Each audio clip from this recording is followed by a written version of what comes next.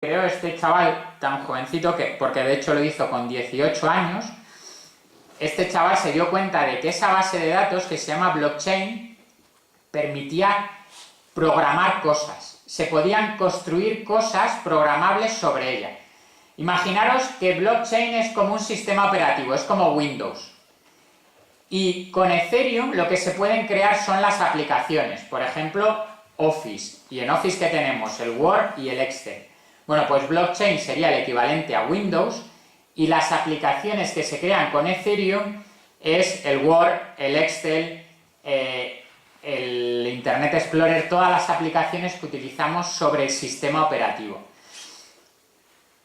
Para esas aplicaciones ya se les van poniendo nombres y se les van poniendo utilidades, ¿vale? Y lo vamos a ver ahora después, que son, bueno, de hecho ya lo comento, pero ahora vuelvo al anterior, esas, igual que sobre Windows se pueden crear editores de textos, como es el Word, o se pueden crear hojas de cálculos, como es Excel, pues sobre blockchain de Ethereum se pueden crear lo que se denominan smart contracts, dApps y tokens. ¿Qué es un smart contract?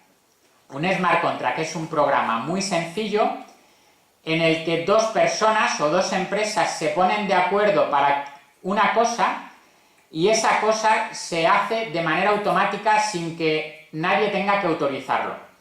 Por ejemplo, una aerolínea y un viajero del avión. Sabéis que las aerolíneas tienen un sistema de indemnizaciones si el avión llega con retraso al aeropuerto de destino. Bueno, ahora mismo, si el avión llega con retraso, el viajero tiene que hacer una solicitud de indemnización.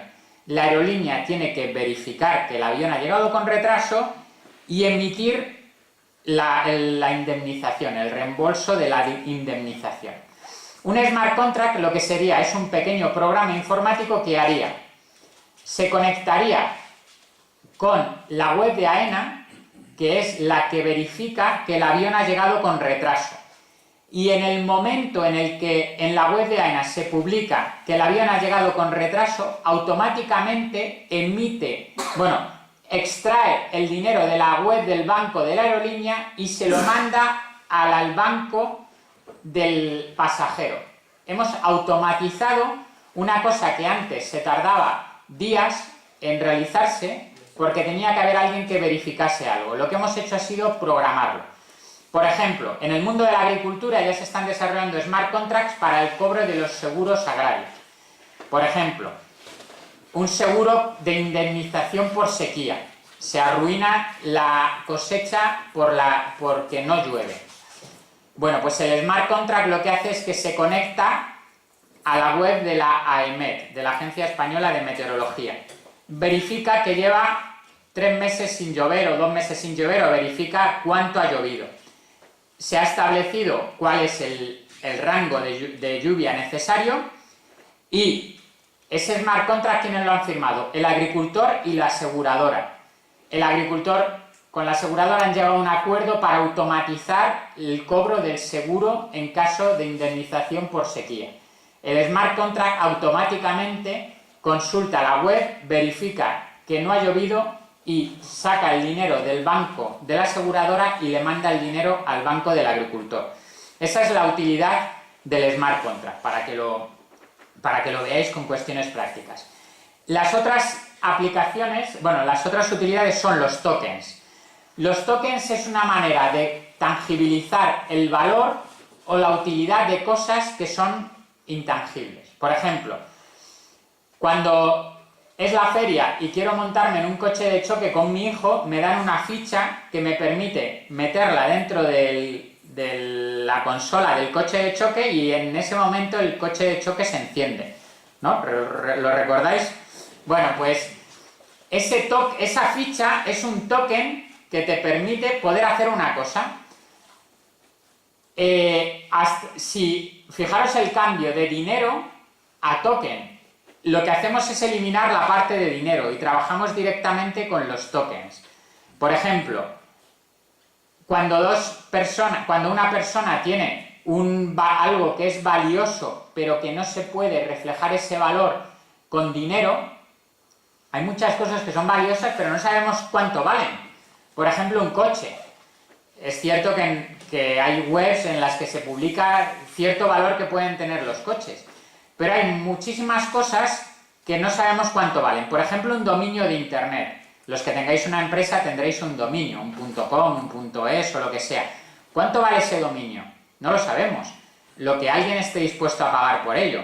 ¿O cuánto vale una cuenta de Twitter? ¿O cuánto vale una página web? ¿O cuánto vale la confianza entre dos personas que hacen un acuerdo para hacer algo en común?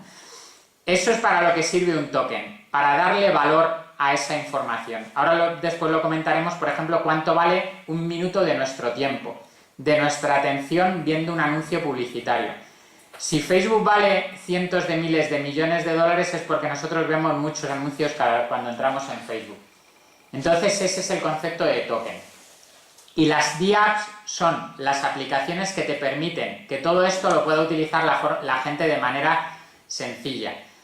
Podríamos decir que las DApps lo que te permiten es usar tokens y smart contracts sin que tú sepas realmente qué es lo que está pasando ahí en cuanto a lo que es la propia tecnología. Es una manera de hacerlo sencillo, es la usabilidad. Es el equivalente al navegador para conectarte a Internet. Tú cuando te conectas a Internet no sabes qué es lo que hay detrás de Internet. Tú lo que sabes es que hay un navegador, estás en Chrome. Entonces es el equivalente, esos son las DApps. ¿Y en qué se basa toda esta utilidad? En cosas que yo he ido comentando, como la descentralización. El hecho de que esta base de datos, como está repartida entre miles de ordenadores, esto nos da una seguridad. Lo que os he comentado, si alguien intenta modificar lo que hay en un ordenador, los demás se dan cuenta y evitan que eso ocurra. Esto está pensado para evitar ataques. Como ya hay miles de ordenadores conectados entre ellos, alguien intenta atacar uno de ellos, pero cuando está atacando a ese, todos los demás están contraatacando.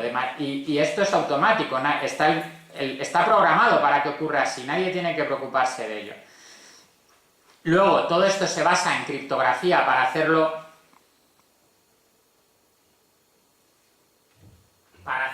más seguro, y además, como habéis podido comprobar, pues al hacerlo todo digital, al hacerlo todo automatizado, esto es más eficiente. ¿Todo esto a qué nos lleva? A una nueva Internet, como os he comentado al principio. Es lo que se denomina como Internet del valor, y una siguiente evolución sería la Internet de la confianza. Incluso ya los que se emocionan más lo llaman la Internet de la verdad. Porque al final, si llegamos a un acuerdo sobre algo, si todos confiamos en algo, pues va a ser muy difícil que alguien mienta o que alguien haga trampas, ¿no? Vamos a quedarnos con el principio, que es la Internet del valor. Nuestros correos electrónicos tienen valor, porque en nuestros correos electrónicos hay información valiosa, pero no sabemos cuánto valen. Una propiedad intelectual, una patente, tiene un valor, pero realmente es muy difícil de gestionar digitalmente. ¿Cómo se vende una patente? De manera convencional, de manera analógica. Si la patente la convertimos en un token, eso es mucho más fácil de manejar digitalmente. Y si hay un smart contract que dice cómo se puede utilizar esa patente, cada vez que una empresa quiere utilizar esa patente, tiene que hacer una solicitud al smart contract. El smart contract se paga con tokens en el smart contract y entonces podemos utilizar la patente. No sé si alguien trabaja con patentes o se hace un poco la idea, pero ahora mismo todo eso es artesanal. Hay que hacer una solicitud a la empresa correspondiente, no sé si por correo electrónico, alguien lo tendrá que verificar, alguien tendrá que autorizarlo, habrá que ir a la agencia de patentes, lo que sea, todo muy lento, muy tedioso. Si ahora mismo en España crear una empresa pueden ser, no sé, días, semanas, en algunos países ya con internet se ha llegado a hacer en horas.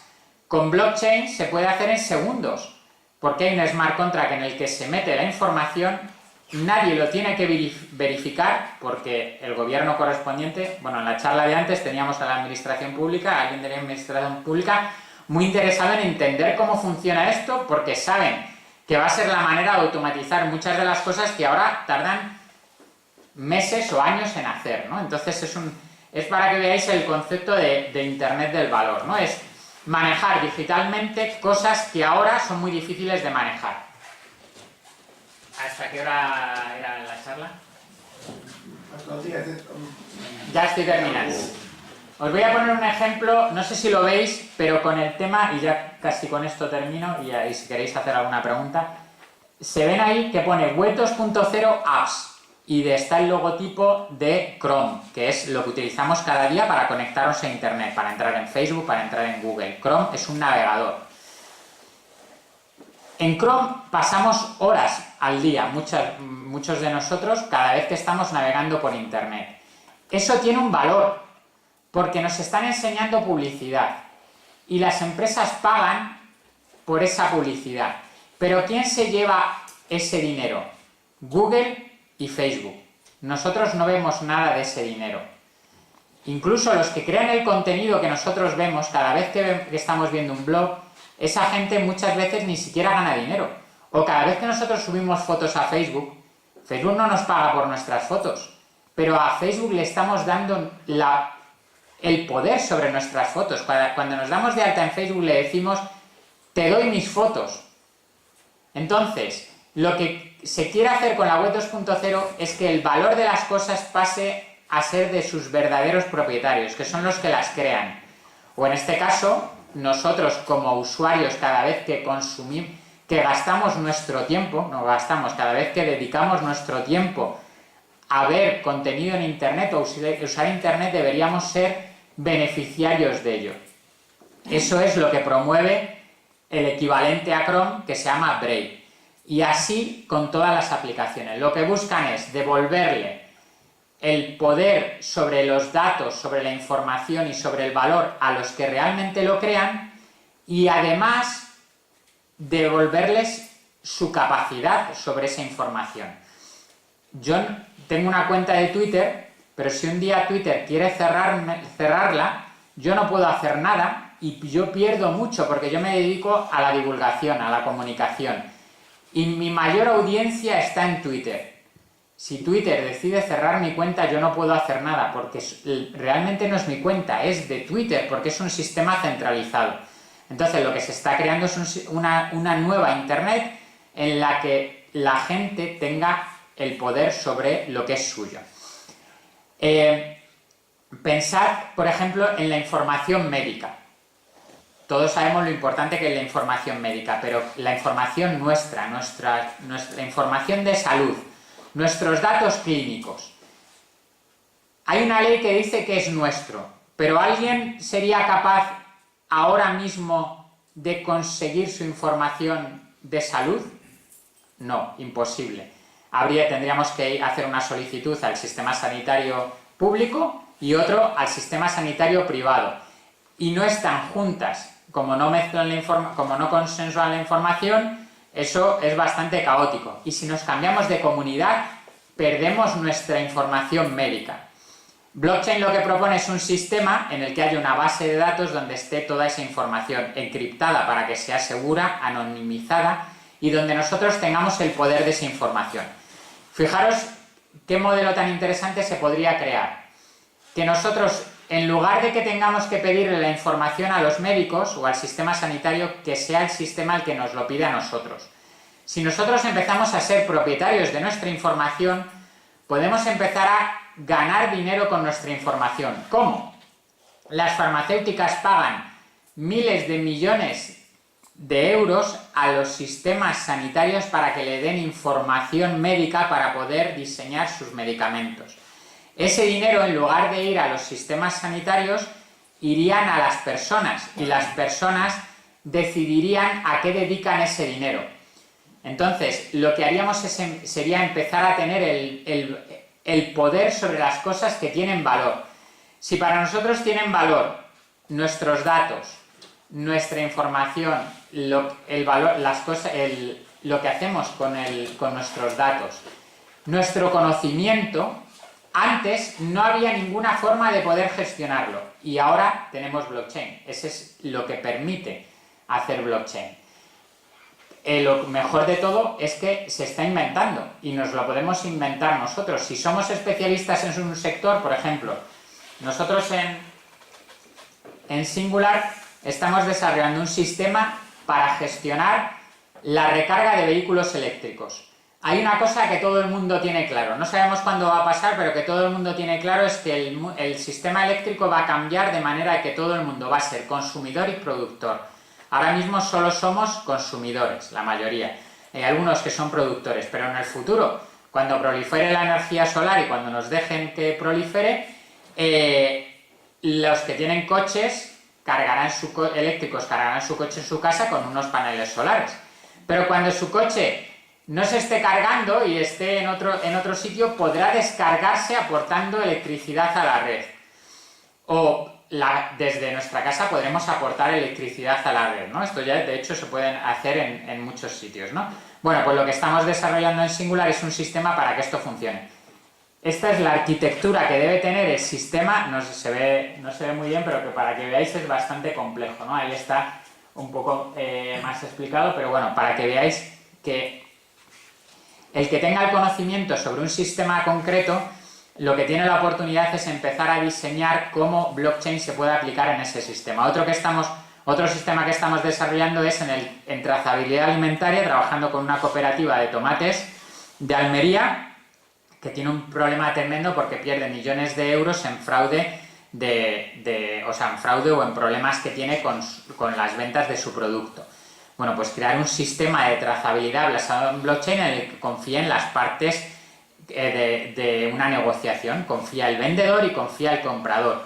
Y entonces ya nadie se puede engañar, porque en los sistemas en los que alguien no confía en el otro, pues es más fácil que acabe habiendo un fraude, ¿no? Entonces, esos son el tipo de cosas en las que estamos trabajando. El mensaje principal, y vuelvo aquí, es que vosotros que sabéis de una cosa concreta, de una industria, de un sector, de una economía, ahora tenéis la posibilidad de pensar en cómo cosas que antes eran muy difíciles de digitalizar, las podéis digitalizar a través de los tokens, como por ejemplo la confianza, que antes cómo se le podía dar un valor y cómo se podía gestionar la confianza entre distintas organizaciones, y luego lo podéis automatizar gracias a los smart contracts. Entonces podéis pensar, esto que yo tengo que es intangible, que sé mucho de esto pero no sé cómo valorarlo, ahora le puedo convertir en un token. Y por otro lado, estas operaciones que yo estoy haciendo de manera convencional o de manera artesanal, que me cuesta muchísimo gestionarlas, que incluso pueden ser ineficientes, ¿cómo las hago eficientes a través de los smart contracts? Esas son las dos grandes utilidades y aplicaciones muy concretas que se puede hacer. Bueno, tenía más cosas, pero muchas ya las he comentado y solo dejaros, bueno, un poco lo que he comentado del tema de la Internet de la confianza, Internet del valor, por el tema del notario, que lo ponía, ya lo he comentado, y por ejemplo que veáis que hay empresas muy importantes como IBM con Myers, viendo aplicaciones para todo este tipo de cosas en todo tipo de industrias, ¿no? Todo esto lo podéis leer en el Observatorio Blockchain de Singular, ahí tenéis la URL y mi correo por si queréis. Bueno, desde luego os invitamos a que lo leáis ya con mucho más detalle y con mucha más calma, porque veréis que hay muchas oportunidades para vosotros, ¿vale? Muy bien, Javier, muchas gracias. Gracias.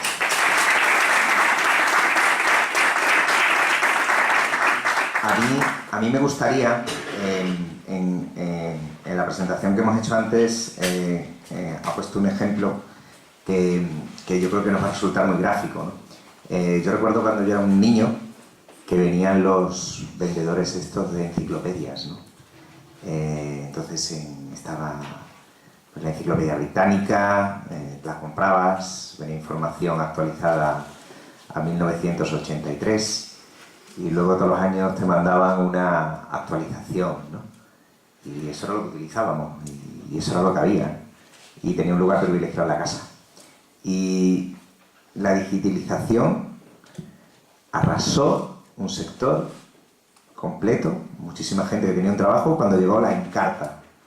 ¿Qué era la Encarta? Seguramente nos acordamos, era el disco aquel, que era un producto de Microsoft y que lo metías en el ordenador, el CD, y te venía toda la información de la Espasa o de la enciclopedia más grande, incluso con mucha más información, en el CD. Era muchísimo más barato y era una información inmediata, porque incluso cada 6 meses ese CD se actualizaba. Y te actualizaba la información cada 6 meses. ¿Y el siguiente paso cuál fue? Porque la Encarta ya no la utilizamos. ¿Qué utilizamos en vez de la Encarta? Wikipedia. ¿Y qué es Wikipedia? Para mí es el ejemplo más similar al blockchain que está hablando, que nos está presentando Javier. Wikipedia, según Nadal, pega el último raquetazo en Roland Garros y mete el punto, a los 5 segundos entras y pone campeón Roland Garros 2017. ¿Cómo se crea Wikipedia? ¿Cómo se genera Wikipedia? Es código abierto, como ha dicho Javier.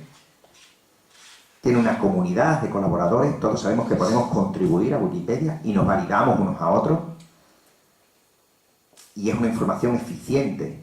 Mucha gente interesada en escribir la historia de Badajoz. Y entramos en Wikipedia y no hay ninguna enciclopedia en el mundo, y no hay ninguna persona en el mundo, ningún grupo de investigadores en el mundo probablemente que pueda describir mejor la historia de Badajoz que Wikipedia. Han democratizado el conocimiento, lo han compartido, lo han verificado miles de personas probablemente. Por supuesto, ha reventado a la Encarta y a cualquier otro modelo.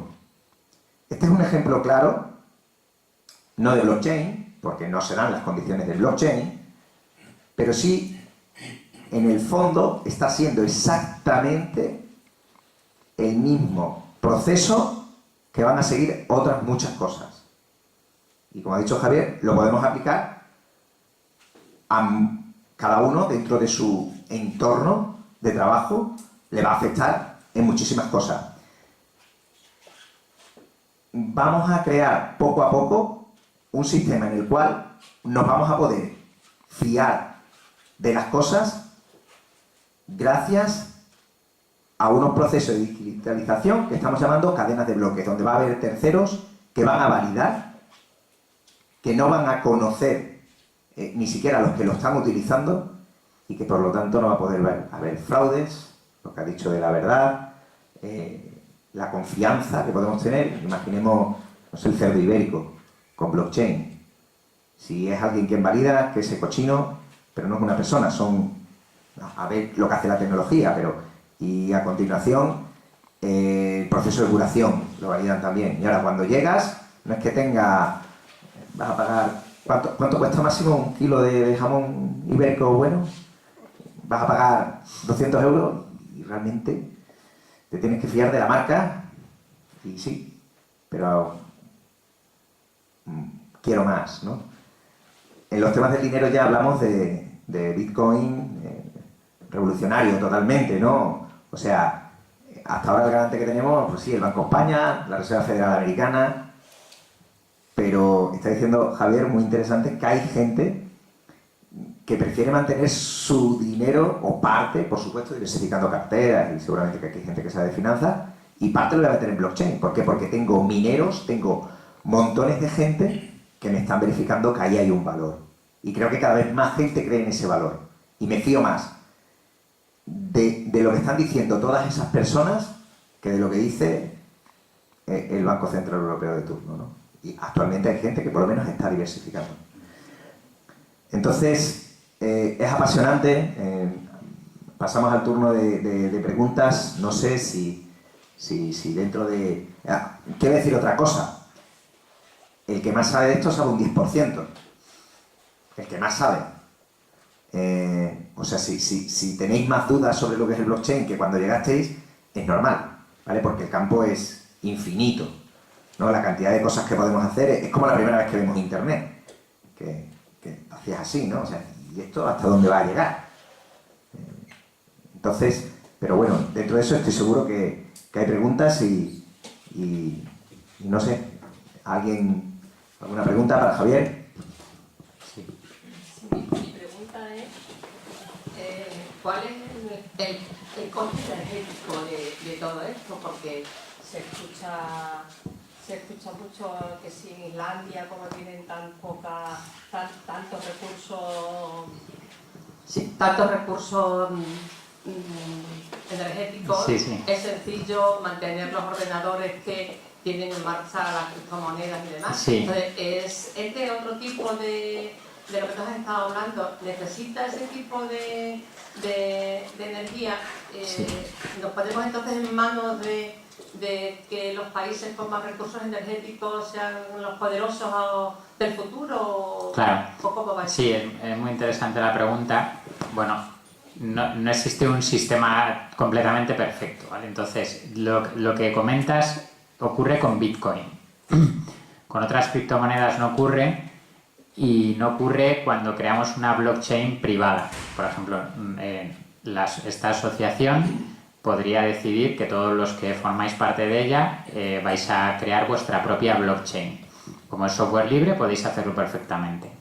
Entonces vosotros ponéis vuestros ordenadores y vuestros ordenadores están funcionando y hace que el sistema funcione y vuestros ordenadores consumen lo que están consumiendo habitualmente. No van a consumir más por el hecho de estar poniendo esa red, o sea, estarían funcionando. Entonces, por ejemplo, en España se está creando una red que se llama Lastria, de la que forman parte cientos de empresas que tienen ordenadores, servidores, o incluso pueden ser ordenadores que están en la nube, que es Amazon, ¿vale? Entonces, lo que es el concepto de blockchain no tiene esa problemática del gran consumo energético, a no ser que ya haya cientos de miles de ordenadores que, claro, en conjunto sí que gastan mucha energía, pero igual que puede haber cientos de miles de ordenadores haciendo que funcione un videojuego o haciendo que funcione cualquier cosa. Entonces, ¿por qué cuantos más ordenadores, por qué lo importante es que haya muchos ordenadores? Porque ahí es donde entra en juego el efecto red. Si intentas atacar 3 ordenadores, pues puede que lo consigas, pero si intentas atacar 30.000 ordenadores, pues como tienes que ir uno por uno, o de 10 en 10, o de 50 en 50, cuando ya has atacado 10, los otros cientos o miles se han dado cuenta y han evitado el ataque, ¿no? Entonces, lo que comentas ocurre con Bitcoin. Bitcoin tiene miles de nodos que se encargan de verificar lo que está ocurriendo, es decir, verificar las transacciones. Cada vez que alguien transfiere un Bitcoin o un decimal de Bitcoin a otra persona, esa transacción se tiene que escribir en la cadena de bloques, en la blockchain. Y lo tienen que verificar todos los nodos de la red, todos los que se denominan mineros. Los mineros son los nodos de la red. Entonces, esos mineros tienen que hacer unos cálculos matemáticos muy complejos para asegurarse de que el sistema es seguro. Podríamos decir que lo que han hecho es un sistema tan complejo que solo lo pueden hacer aquellos que tienen una capacidad de cálculo muy grande. ¿Y quién tiene la capacidad de cálculo más grande? Toda la red en su conjunto, no unos pocos, ¿no? Entonces, por eso has oído hablar que Bitcoin consume más energía que, yo qué sé, que Suecia o que algunos países, pero eso es Bitcoin. Pero es como si dijésemos, la minería de oro consume más energía que tal país. Pues es cierto, pues que es que para extraer oro de las minas hace falta mucha energía porque son máquinas perforando la tierra, ¿no? Pues lo mismo ocurre con Bitcoin. ¿Por qué está ocurriendo eso? Pues porque hay mucha gente que cree que el nuevo oro es el Bitcoin, porque es algo en lo que la gente confía, igual que la gente confía en el oro, o en la que la gente deposita su valor, y que como es limitado, porque solo existen, bueno, ahora mismo como 16 millones de Bitcoin, pero el máximo de Bitcoins que va a haber son 21 millones, pues de repente ya no va a haber más Bitcoins, y los Bitcoins que tenga la gente serán los que habrá, y entonces la gente querrá tener Bitcoins si piensan que es el nuevo oro. ¿Y por qué la gente piensa que Bitcoin es el nuevo oro? Pues porque piensan que el valor de las cosas es mejor depositarlo en algo digital que en algo físico y con unas características, ¿no? Entonces eso es el tema de la minería, pero ocurre solo con Bitcoin. Con Ethereum, como está empezando a crecer mucho, también está ocurriendo o podría llegar a ocurrir. Pero en todo caso, lo que se está buscando es alternativas para solucionar esto. Como decía Manuel, ahora mismo el que más sabe de todo esto puede que sepa el 10%. Yo no sé ni el 0,%, porque ahora mismo se está inventando algo nuevo. En este momento alguien se está inventando una cosa nueva sobre todo esto, ¿no? Entonces, de lo que más se habla es de Bitcoin, pero no se habla de lo que está inventando alguien en cualquier parte del mundo que va a servir para gestionar de manera digital algo que antes no se podía gestionar, ¿no? Entonces alguien, pues por ejemplo, un par de chicos españoles que están creando una empresa que se llama Aragon, que permite crear empresas de manera automática, que funcionan de manera automatizada, ¿no? Por ejemplo, las cooperativas. ¿Por qué se crearon las cooperativas? Bueno, perdona si cometo un error, pero entiendo que es personas que confían entre ellas, se organizan para poder hacer cosas en común de una manera más eficiente, ¿no? Bueno, ¿podríamos automatizar una cooperativa? ¿Cómo se toman las decisiones en una cooperativa? A través de una asamblea. Esa asamblea entiendo que tiene una serie de normas que han pactado en unos estatutos. Bueno, pues vamos a coger esos estatutos, vamos a convertirlos en un smart contract y vamos a hacer que la toma de decisiones esté automatizada. Si se cumplen unas condiciones, ocurre determinada cosa, ¿no? Entonces ese es un poco el planteamiento. Pero vamos, tienes razón con el tema de lo de Bitcoin, y lo de la minería es algo que está ahí y que tiene esa problemática de que para que una cosa sea segura hace falta que haya muchos ordenadores haciendo unos cálculos matemáticos muy complejos basados en criptografía, y por lo tanto esos ordenadores consumen mucha energía. Es la primera vez que mencionamos mineros, y digamos que los mineros son como los que contribuyen a la Wikipedia, ¿no? Para contribuir a la Wikipedia, y si ahora queremos mejorar lo que hay en Wikipedia sobre la historia de Badajoz, pues te tienes que crear un perfil, los demás te tienen que reconocer, tienes que proponer, y los demás tienen que estar de acuerdo. Cuando un número de personas lo verifica, eso se da por bueno y sube a la Wikipedia. Lo mismo está pasando con el Bitcoin, es decir, la trazabilidad de esas monedas, de esas unidades de valor, tiene valor precisamente porque lo ha verificado lo que llaman, en el argot se llaman los mineros, ¿no? Que están generando esos códigos y ese desarrollo en el cual se sustenta la cadena de bloques. Se le llama minero, por si tenéis curiosidad, o sea, el concepto es lo que ha explicado Manuel, pero ¿por qué lo han llamado minero y no lo han llamado paracaidista, ¿no?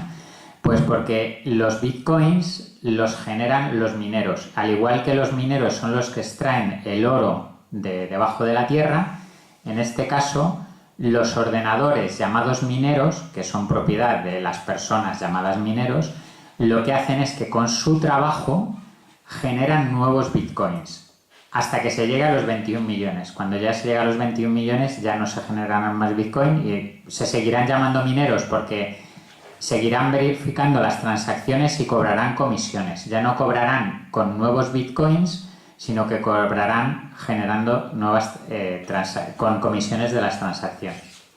Quizás el concepto de Bitcoin es lo que mejor explica el blockchain, pero distrae mucho a la tecnología real y al valor que hay en el blockchain. El valor del Bitcoin, como ha dicho Javier, está sustentado solamente en la especulación, en la fiebre especulativa. Es decir, sabemos que va a haber 21 millones nada más. Hay 16 millones. Y hay muchos friki que está convencido de que eso va a valer mucho. Es como el oro, igual, no vale para nada. Es un convencionalismo histórico que tenemos los seres humanos de creer que ese elemento de la tabla periódica tiene un valor. Y si está la cosa mala, más valor tiene, ¿no?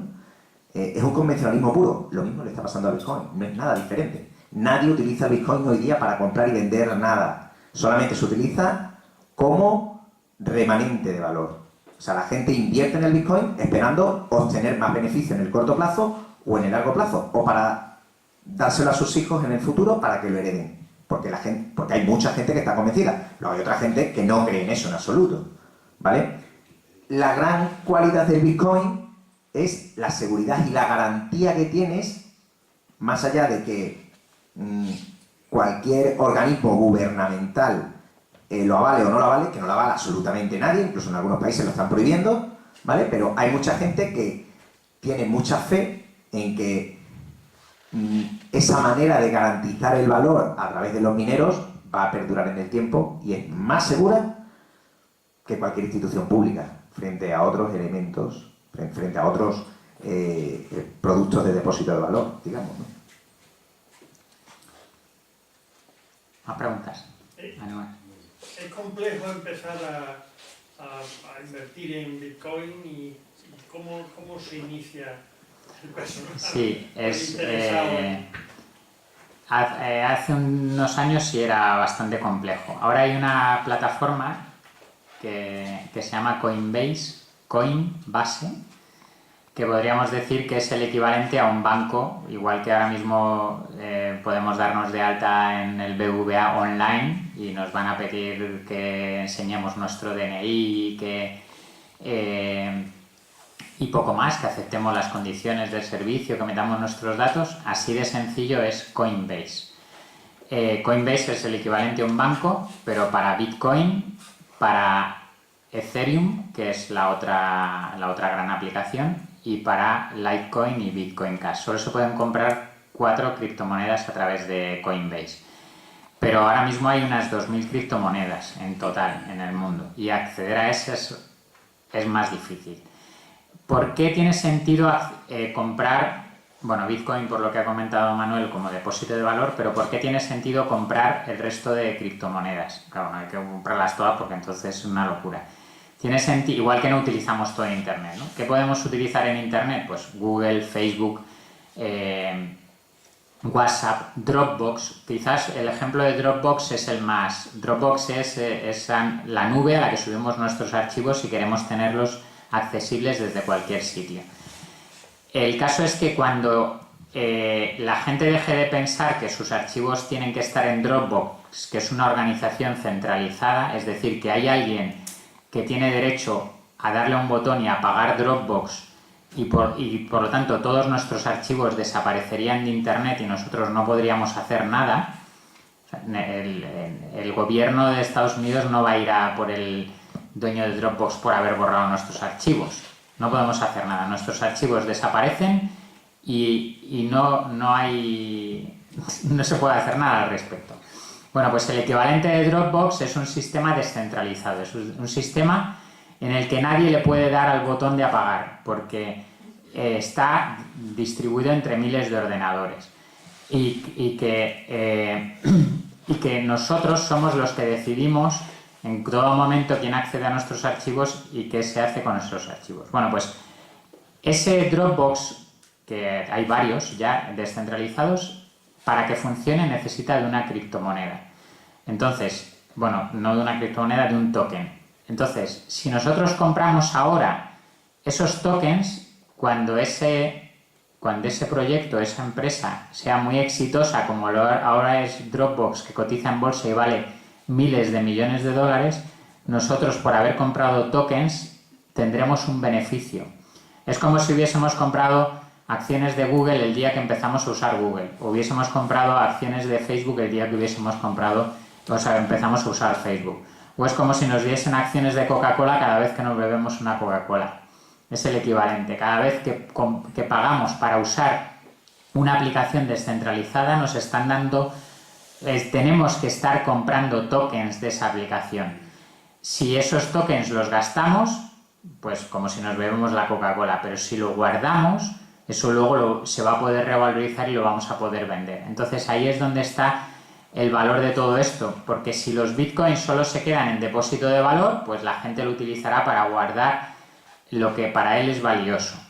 Pero si para utilizar bitcoin se tienen que para utilizar determinadas cosas es necesario empezar a pagar con bitcoin, pues habrá gente que compre bitcoins para poder utilizar esas cosas, ¿no?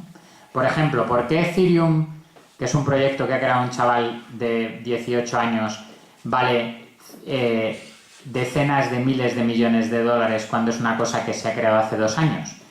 Porque para crear la mayoría de las aplicaciones descentralizadas es necesario tener Ether, que es la criptomoneda con la que funciona Ethereum. Entonces, si la charla que yo te he dado hoy, perdón por tutearte, si la charla que he dado hoy te ha convencido, pues sería la razón por la que decidirías comprar Ether, porque si crees que en el futuro, al igual que esta Internet, va a haber una nueva Internet llamada descentralizada, pues formar parte de eso, pues tiene sentido comprar Ether en este caso, ¿no? Lo bueno es que puedes comprar 1 euro de Ether. Lo que no sabemos es cuánto valdrá el Ether dentro de 10 años. Puede que no valga nada también. Igual que hace 10 años la aplicación número 1 la red social número 1 era MySpace y ahora ya ni se acuerda de MySpace. Todo el mundo conoce Facebook. Y hace 20 años el portal número 1 era Yahoo y ahora nadie se acuerda de Yahoo, todo el mundo conoce Google. Entonces, esto es lo que tiene la tecnología de Internet, que puede ser lo máximo o nada. Entonces con Bitcoin puede ocurrir lo mismo. Por eso yo desde luego nunca recomendaría invertir en criptomonedas. Yo recomiendo conocerlo y intentar utilizarlo, pero luego ya cada uno, si ve que tienes un recorrido, pues lo decide. Por ahí. Sí, yo no puedo dejar de hacer un pequeño comentario solo sobre justamente la última cosa que acabas de decir, ¿no? Yo creo que después de la charla que ha sido súper interesante, que ahora yo creo que a mí personalmente me he abierto muchas líneas, me dedico a esto, de otro modo. Creo que lo más importante, y sí me gustaría recalcar, es la necesidad de conciencia, ¿no? De que seamos conscientes que no deja de ser algo que está en pañales. Totalmente. Que tenemos que ser conscientes que cuando pisamos un suelo que se mueve, ¿no? Que los entornos distribuidos, yo creo que estoy igual que vosotros, el futuro va por ahí sin ninguna duda, supera la descentralización. El entorno distribuido es algo superior a la descentralización, ¿no? Que yo creo que es un tema, pero, por ejemplo, permitidme una pequeña esencia, ¿no? En cuanto al tema del dinero, de todo el Bitcoin, ¿no? Hombre, yo creo que Bitcoin permite muchas cosas, pero hay una clave que no tiene en cuenta, ¿no? En el mundo en el que vivimos hay un tema muy sencillo, así para empezar, que es el tema del valor, pero sobre todo de los precios. O sea, hablando de unidad de valor, que es una de las características del dinero, ¿no? O sea, el dinero tiene tres características principales. Una de ellas es depósito de valor, otra de ellas es unidad como medio de pago, y otra es la unidad que utilizamos, o sea, es la unidad de valor a través del oro, ¿no? Si quitamos eso, Bitcoin no cumple ninguna de esas características, ninguna, son todas inestables, ¿no? Entonces, ¿qué nos serviría de referencia? ¿Qué evitaría una hiperinflación? ¿Vale? ¿Qué concepto vamos a utilizar dentro de Bitcoin?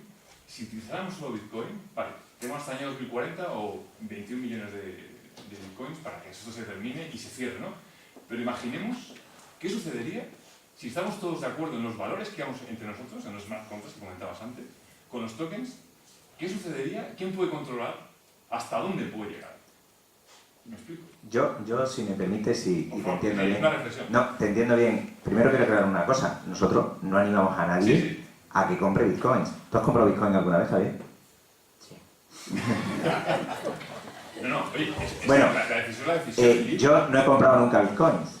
En mi entorno conozco a alguna gente que los ha comprado y yo sí compro valores de bolsa, compro muchas cosas. La gran diferencia que hay es que legalmente el bitcoin no tiene poder de libramiento de deudas. Y eso es una cosa a nivel legal. Es decir, esto significa que si yo tengo una deuda con Antonio, Antonio tiene que aceptar en España euros a cambio de la deuda. Y se tiene que tasar, y judicialmente se va a tasar en euros. Nunca un juez ni la ley va a permitir. Entonces, bajo solamente por eso podemos decir que pues es una remanente de valor que no se puede, que no llega al dinero, ¿no? No es dinero. Hay otra cuestión, ¿no?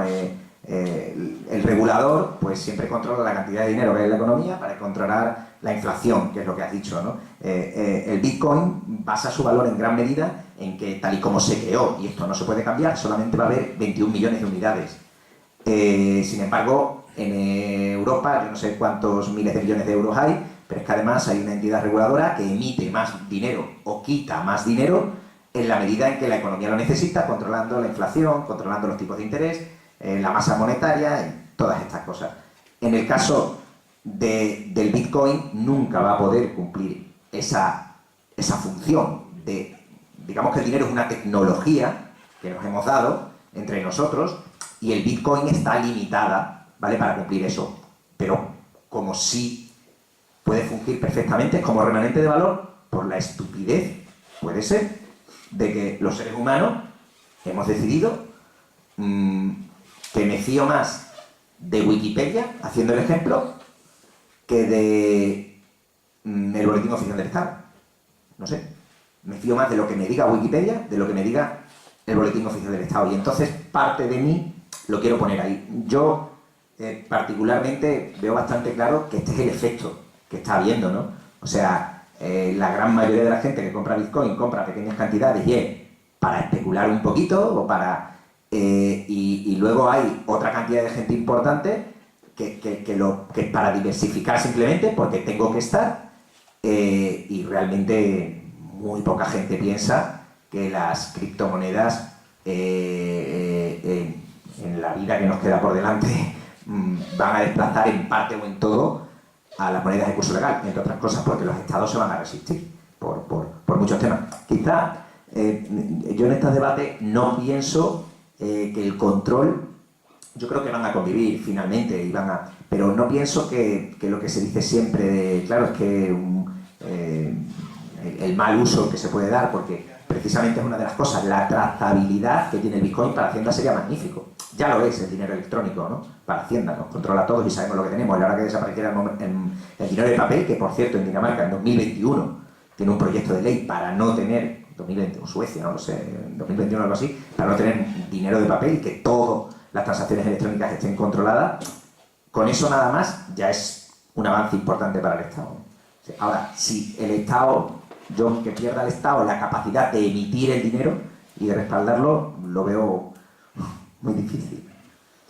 Sí, por hacer una precisión, o sea, estoy totalmente de acuerdo en tu comentario. El tema es que tenemos que formarnos una opinión cada uno y todo esto, y probablemente la opinión más difícil de formarse es respecto al tema económico, pues porque hay teorías económicas, está Keynes y cosas de estas, y hay gente que está a favor de la inflación, hay gente que está en contra de la inflación, en fin, es todo, o sea, hay que saber de economía para esa parte, ¿no? Luego, lo de que comentas al final de los smart contracts, en Bitcoin no hay smart contracts, eso es en Ethereum, sería para otras criptomonedas, ¿no? Y en todo caso, de todo esto que hemos hablado, Bitcoin es el principio, pero no es lo más importante. Bueno, hay gente que dice que sí que es lo más importante, pero yo no lo veo lo más importante, y creo que hay que pensar más en Bitcoin como la manera en la que fue creado y cómo funciona, y a partir de pensar en muchas otras utilidades que no solo quedarse en la parte de Bitcoin, pues si no, entonces estaríamos aquí toda la noche debatiendo sobre el tema. Nosotros, de hecho, como empresa de tecnología, lo que nos interesa es la nueva tecnología del blockchain aplicada a otro montón de cosas. Eso es para nosotros lo más importante. ¿Qué pasa? Que el Bitcoin se ha coronado dentro de esa tecnología como el uso y la... ¿Había alguna pregunta más? Sí, gracias. Por aquí, bueno, muchas gracias por la charla coloquio, ha sido especialmente interesante, no sé si se escucha bien, muy bien, y gracias. clarificadora. Me preguntaba, hay algo que me llama especialmente la atención, que es la potencialidad que tienen todas las tecnologías blockchain de que muchísimas personas financien sus proyectos que se basan en blockchain a través de ICOs, ¿no? Sí. Ofertas de tokens, en los que a su vez la aprovechan para implementar tecnología de blockchain en diversas industrias. Por ejemplo, hace no mucho tiempo leía una que me llamaba especialmente la atención, que además era una iniciativa española, la de Tutelus, que revolucionaba, digamos, trata de revolucionar de alguna manera el paradigma educativo, ofreciendo tokens tanto a los profesores como a los alumnos, según la reputación que estos mismos tienen en la plataforma y según cuáles son sus avances. La pregunta iba sobre todo en las últimas semanas o los últimos meses, algo que os haya llamado especialmente la atención con respecto a alguna industria donde entra blockchain bueno, pues que sea llamativo, algo que os haya llamado la atención en ese sentido. A ver, lo que comentas es muy interesante, el tema de las ICOs, porque no lo he comentado aquí por no complicar mucho el tema. Las ICOs son como salidas a bolsa, pero en lugar de salir cuando ya tienes miles o millones de clientes y facturas cientos o miles de millones, cuando solo tienes una idea, ¿vale? Es como poder invertir en una patente o poder invertir simplemente en una idea. Si habéis oído hablar de crowdfunding, pues el crowdfunding es que cualquiera pueda apoyar el proyecto de otra persona para hacerlo realidad e incluso poder invertir, poder ser accionista. La diferencia, antes eso eran lo que eran los business angels, pero un business angel tenía que invertir varios miles de euros o varios decenas de miles de euros en un proyecto. Ahora se puede invertir €1 en un proyecto, en una idea. Si esa idea tiene éxito, pues eso va a tener una revalorización importante, como por ejemplo lo que comentaba de Tutelus, que es una plataforma que tokeniza el aprendizaje, tokeniza el conocimiento, tanto el del profesor como el alumno. Nosotros, por ejemplo, en Singular tenemos incentivos para que la gente se forme y para que la gente forme a otros compañeros, ¿no? Pues eso ahora lo hacemos con euros.